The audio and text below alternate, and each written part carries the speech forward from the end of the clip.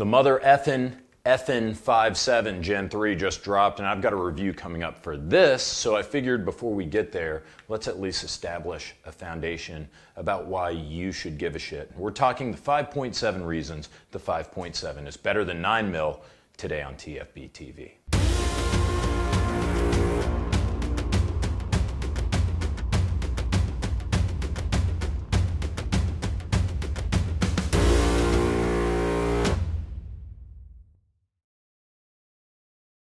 Look, I'm not saying that 5.7 is in fact better than 9mm, but there are a number of ways where it definitely exceeds the old standard. Bear in mind, I own dozens of 9mm, I carry a 9mm, love 9mm. The performance of this cartridge has done nothing but improve since its introduction in 1901. It's now the standard for many police departments, three-letter agencies, and oh yeah, the most powerful military the world has ever seen. However, 5.7 is now an official NATO round itself, and it's also seeing increased adoption at a state and federal level. Could 5.7 ultimately replace 9mm in some, if not all, roles? Maybe. I mean, after all, that's specifically what 5.7 was invented to do. In 1989, NATO solicited a replacement cartridge for the 9mm.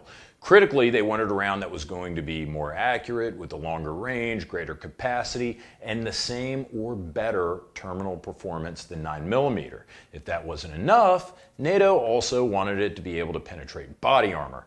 I think NATO was probably still drunk when it texted this wish list to FN at 2 a.m., so imagine their surprise the next morning when the Belgian-American military powerhouse actually replied that they were DTF, down to fulfill. And they did a year later. Like Robert Downey Jr., FN used speed to their advantage, creating a noisy cricket of a round that's really light and really fast, basically copying the homework of the successful 5.56mm round used by the M16. 9mm is commonly 115 to 147 grains in weight. 5.7 tops out at 55 grains and has rounds that are actually lighter than 30 grain, but they'll still come screaming out of this pistol at 2,000 plus feet per second, around twice as fast as 9mm. That's the secret. What does that mean to us? It means that there are 5.7 distinct advantages to 5.7. Number one, increased capacity. It makes sense, right? I mean, 5.7 is like 2/3 as much as 9mm, so that means you should probably be able to stack significantly more ammo in the same height gun or the same height magazine. As you can see here, the FN 5.7 pistol, a little bit about the same size, a little bit bigger than my Glock 17, but it holds 21 rounds of ammo versus 18 in the Glock. The Ruger 5.7 can hold 23 total, and the new PSA Rock can hold 24 rounds total. That's like having a Glock 17 and a K-frame revolver as a New York reload, but all in one magazine. Now let's not forget the incredible FN P90, which will deliver all of the same benefits that we talk about in this list, but in a package smaller than the H&K MP5, while serving up 50 rounds of pure, unadulterated ass beating. Yeah, FN cheated a little bit with the 5.7. It uses a 28.9mm long casing, almost 10 millimeters longer than the 9x19 from the 9mm. Women and manlets out there are wondering if they can even grip the girthy 5.7 butt, and yes, you can. FN's 5.7 pistol is in fact about the same grip diameter as the Glock 17. So you're asking me, James, with all of that extra case capacity, that incredible speed, isn't the recoil going to be brutal?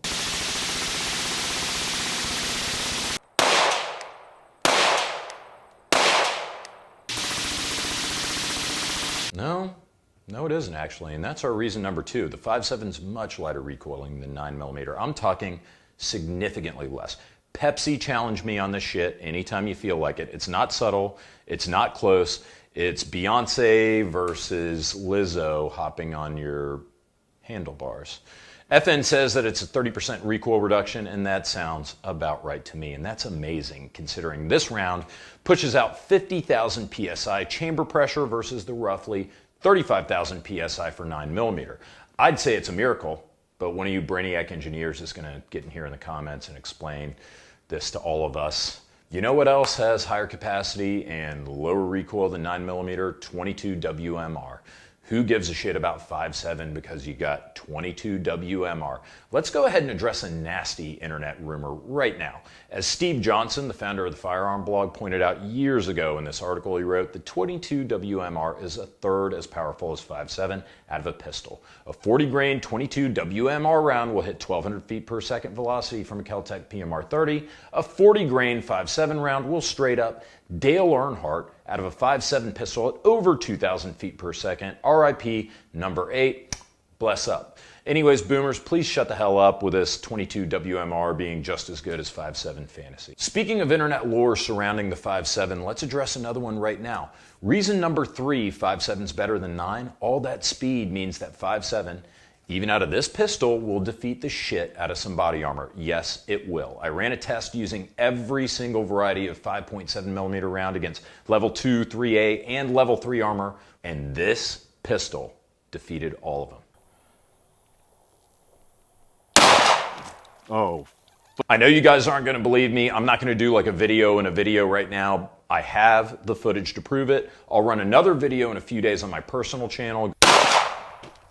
As a little preview, I can promise you that level 2 soft armor will stop 9mm ball like this, but it doesn't stand a chance against 5.7 mil like this. The 5.7 round performs so well against armor that the 5.7 pistol, not even the P90, but the pistol, can fetch $5,000 in the black market in Mexico. God dang, those avocado wars are just heating up down there. Number 4 reason it's got longer range than 9mm. One of the NATO standards was that FN 5.7 be able to make hits further out than 9mm. I'm not sure how much this matters in the pistol context because 9mm already pretty much travels well past where most handgun shooters can make reliable hits anyways. So I would guess that this requirement had more to do with carbine applications than pistol. But it accomplished this. I don't even believe these numbers, frankly, and I haven't tested them. FN claims that a P90 has an effective range, that is where the bullet will still tumble, causing a larger wound cavity, of 200 meters, but they claim a maximum range, it can still make hits, out to 1,800 meters. I refuse to believe that anyone's shooting a scoped up P90 and making hits at 1,800 meters, or if they did, that it would be more annoying than a yellow jacket sting when the round eventually made impact. But you gotta say 5.7 does still destroy the max range of the 9mm, which is 150 to 200 meters out of an MP5. Now reason number 5, 5.7 has a nifty little bottleneck cartridge that increases feed reliability. Now remember, that was one of the big selling points with 357 SIG when it came out like 20 years ago, with a 40 S&W case necked down to 9mm with a little bottleneck. That little bottleneck helps ease the round into the chamber. But that's another thing. At least on the FN 5.7 pistol, there's not really a feed ramp. Almost all 9mm handguns have a pretty high angle feed ramp that not so gently forces the nose of the round into the sky, up into the chamber, and this is one of the weak points of the conventional 9mm pistol. Hollow points can go face flat into a feed ramp like a freshman co-ed at a rush party, causing a failure to feed, or sometimes the slide just can't overcome the friction of the feed angle and the gun will fail to lock completely into battery. The FN 5.7 actually has this cute little funnel that the 5.7 round gently slides straight into, no wild angles. That means that the 5.7 pistol has a reputation for being one of the most dependable systems out there. Now for reason number 5.7. You can shoot 5.7 through just about any suppressor, yes, including 22 suppressors. There's a great video that we did about a year ago. We ran 5.7 through 3 popular 22 suppressors to see how it sounded. Obviously, if you're using like the really hot stuff, it's still pretty loud with supersonic ammo, but it still drastically reduces volume at the muzzle. FN makes SB193, which is a subsonic loading. It's 55 grains that hits about 1,000 feet per second. This essentially means you've got something a little bit stronger than 22 at that point, but again, it's a nice little tool to have in the toolbox. After all, I am only giving it 0.7 points.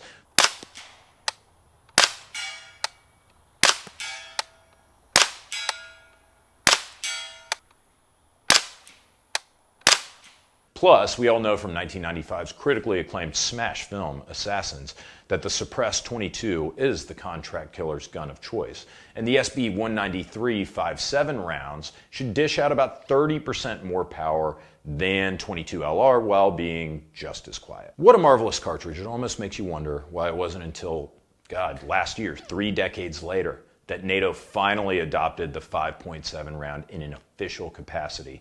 And a number of large manufacturers are jumping on the bandwagon, including Ruger, Palmetto State Armory, CMMG, Keltec, all offering really good 5.7mm guns. But is that a good thing? There is a glaring issue that needs to be discussed here, and that's terminal performance.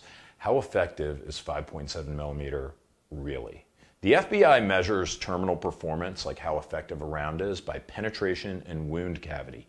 Ideally, an effective round will penetrate no less than 12 inches and no more than 18 inches of ballistic gel after passing through a clothing layer. 9mm delivers satisfactory performance, with premium defense rounds creating pretty gnarly wound cavities while penetrating the full 18 inches after passing through clothing. Great penetration, great expansion. 5.7, on the other hand, performs more like a rifle round than an expanding pistol round. It's like a lighter, slower 5.56 round, which means that expansion isn't really where 5.7 makes its money. I mean, it's a dinky little cartridge. It's fragmentation and tumbling. That's to say, either the round explodes after it hits a target through pure speed, creating a violent wound cavity, or it kind of tumbles to create a larger permanent wound cavity. There are a lot of hollow point versions of the 5.7 that are really fast. They've been shown to create just as large a wound cavity as 9mm on a soft target, but then again, I've also seen tests that have shown that expansion can be unreliable and maybe the permanent wound cavity is not as big as you might want. But what about performance against armored targets? After all, that's the big deal with 5.7, right? Even out of a pistol like this, the 5.7 is still really nasty. Gel Tester, our buddy Buffman, tested armor-piercing SS-190 against level 3A armor backed with gel and found out that not only did the round punch through the 3A plate, and not only did it penetrate 12.5 inches of gel after that, but it also tumbled significantly. Imagine you're wearing body armor that'll stop a Full House 44 Magnum round, and some tactical stockbroker pulls a plastic handgun on you that shoots a bullet that goes through your armor and puts on a summer gymnastics camp inside of your chest cavity. Sounds pretty bad. On the other hand, there is some evidence out there that SS-190 is practically worthless. There's a controversial article from the Association of Firearm and Toolmark Examiners that says that SS-190 is a poor performer in gel testing with performance that's inferior to 9mm and 45 ACP. I don't really do ballistic testing. I'm not a scientist. I haven't shot anyone with 5.7 yet. But on paper, and for that matter, in gel, 5.7 looks pretty savage. I'd really love to hear those of you who have knowledge about ballistics, or screw it, just give me your baseless opinions. Tell me in the comments what you think about 5.7 versus 9mm, because the James J. Reeves jury is still out, although I'm cautiously optimistic about the round. In conclusion, NATO asked for a round that was basically like the equivalent of 9mm's wife's boyfriend, something that could do everything 9mm could do, just younger and better, and it seems like FN may have succeeded. The round isn't new by any means, but 5.7 has been here for over 3 decades. Law enforcement and civilian testing has been extremely limited because for the first 20 years, it was almost impossible to get 5.7. And even now, with more players coming to the market, prices being a little bit lower, albeit volatile, it's still the beluga caviar of pistol rounds. But as prices continue to tumble, I think we're going to see more defensive uses and tests with this round, so we'll get a better idea of how it really stacks up. If you want the best pricing on 5.7 ammo, or at least to find it in stock, I highly recommend Ventura Munitions. That's where I got mine. Really hard to find that stuff right now, especially at a decent price. They really do have some of the best prices out there. If you're looking for FN handguns or rifles, make sure to visit our sponsor, Top Gun Supply, your online shooting sports superstore. We're just glad you're watching. Thanks everyone, take care.